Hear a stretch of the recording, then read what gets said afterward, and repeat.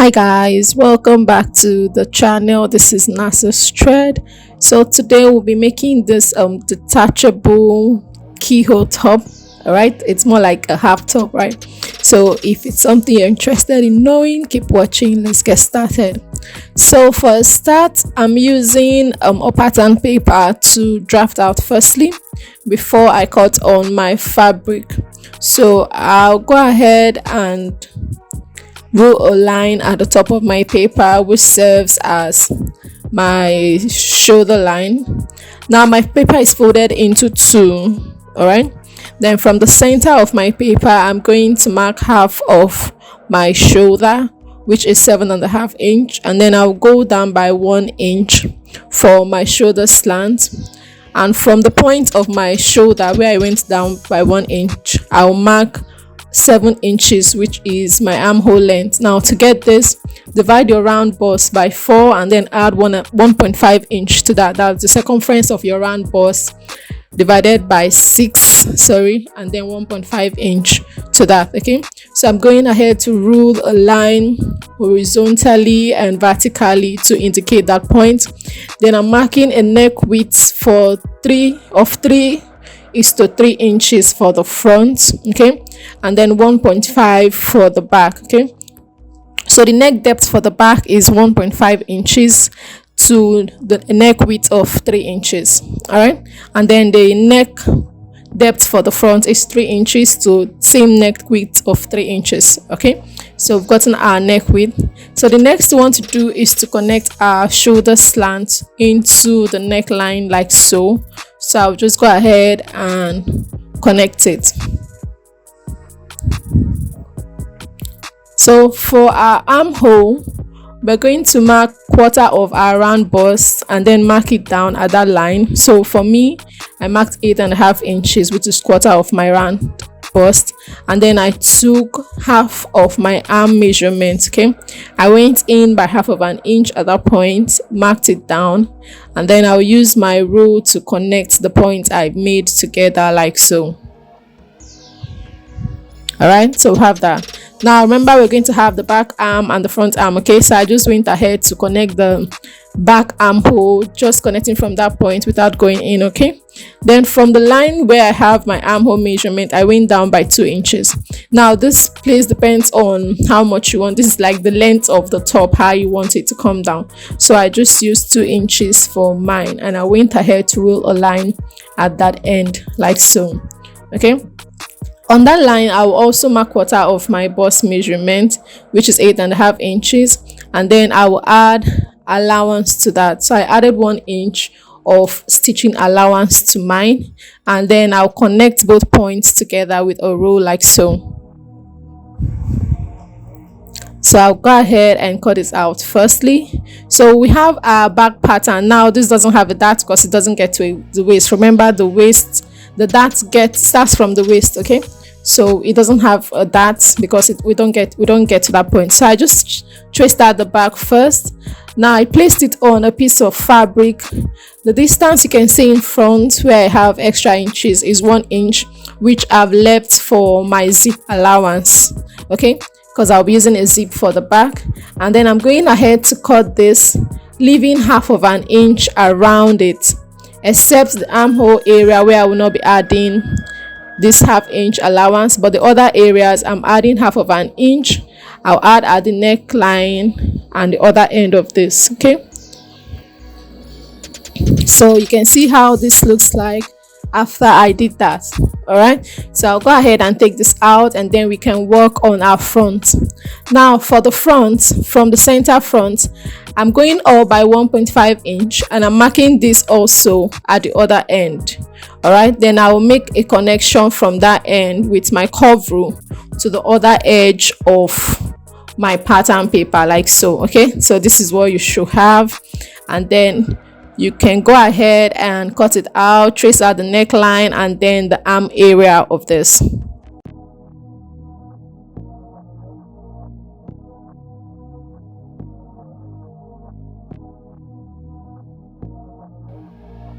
So this is what we have. When we open it up, it looks like this. You can see the curve there.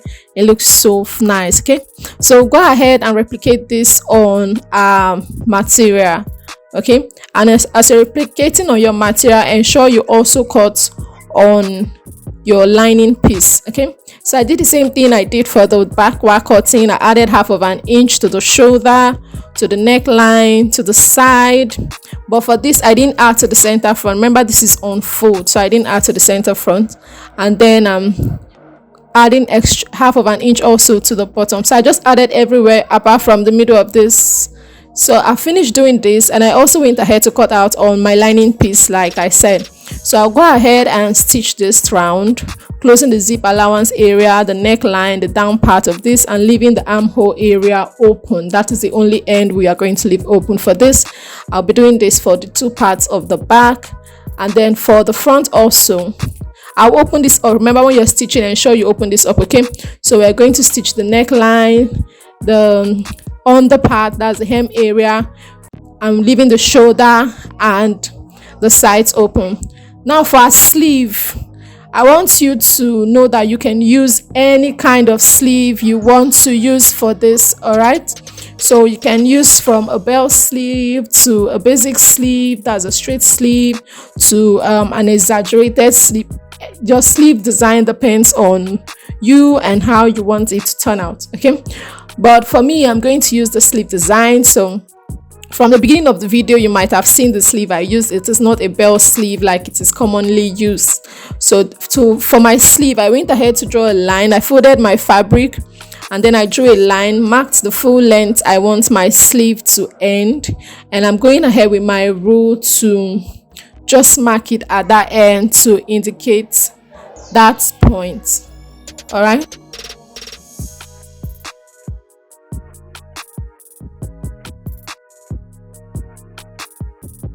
I'm going ahead to mark my sleeve cap, which is 4 inches. Also, this is just my bicep area, and then I'll rule a line to indicate that line at that point, like so. Okay, then I'm going to take my round armhole measurement, which is 8 inches. That's divided by 2. I have 8 inches. Okay, so take your round armhole and divide that by 2, and then I'm just using my free hand to make my curve at that end to connect it to that point, just making a simple curve at that end like so. You can also decide to, I have a video on the channel on how to draft a basic sleeve, so you can check that out if you don't know how to do that. Then on the full length, that's where it's going to end. I'm going to measure how much I want this to be. Now around the circumference of my wrist is 6 inches. Okay, for you to get better understanding of this, you can use the circumference of your wrist and then add extra inches to that. Now remember, I said mine is 6. That is like 6. If I divide it, I have like 3 inches. So I have 6 inches there, but I went ahead to add extra inches to that. Okay, so what I did was that I added 6 inches more, and I got 6 inches. I don't know if you understand. So 6 plus 6, I made it 12. And then I'm going up from the midpoint, that's the center front of my sleeve. Okay, the piece I'm working with, I went up by 2.5 inches. Now the higher you go on this part, the more curve it comes out. So I'm using my curve rule to make my connection from my center front to the other end of this. I don't know if you understand. So if you are using my sleeve style or the sleeve pattern I'm working with, just go ahead and curve it at this end using a curved rule, so you get a perfect curve. Okay, you can see how this looks like.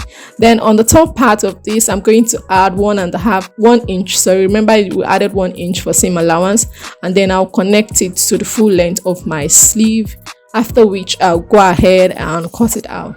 So like I said earlier, you can use any pattern of sleeve, any style of sleeve. Okay, this is the part of this top where you can just go use your pattern, your style, do what you like at this area. Okay, so you can see this is how it looks like. So like I said, if you go up on that area, the more curve it comes out. So I'll go ahead and cut this out.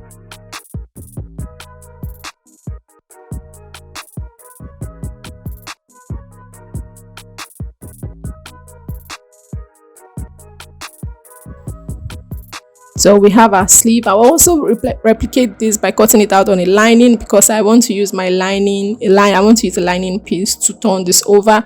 But if you don't have a lining, you can go ahead and pipe your sleeve area. That's the end of your sleeve with a bias, or you can fold it in. And if you're folding it in, ensure you add allowances. So this is the front part of our top after we've gone ahead to turn it over with a lining piece, and this is our back piece, okay, both of them. So we want to join the shoulders of this together. We're going to place them front, right side of fabric to right side of fabric, ensuring they're meeting at the right ends, ensuring the shoulders are meeting properly. So we'll go ahead and pin down our zip allowance area so that we don't encroach in that area later on.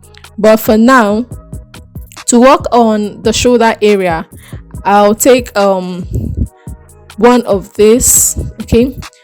This, just watch closely how I'm going to do this. So I'll be wrapping the other parts of the other pieces with a lining, so you can pick either the front or the back and wrap it together. So a better way to understand it is simply aligning your fabric and fabric should be together, and then the lining piece should be together.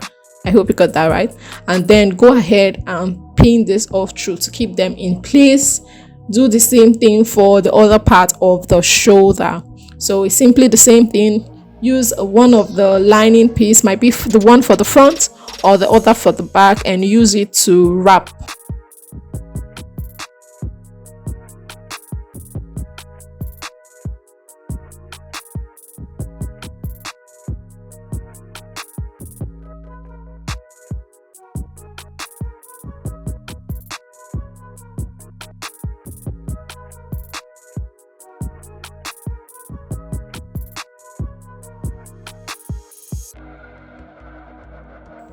So after doing that, go ahead and stitch it down by 1/2 inch. I've stitched it down. This is what mine looks like.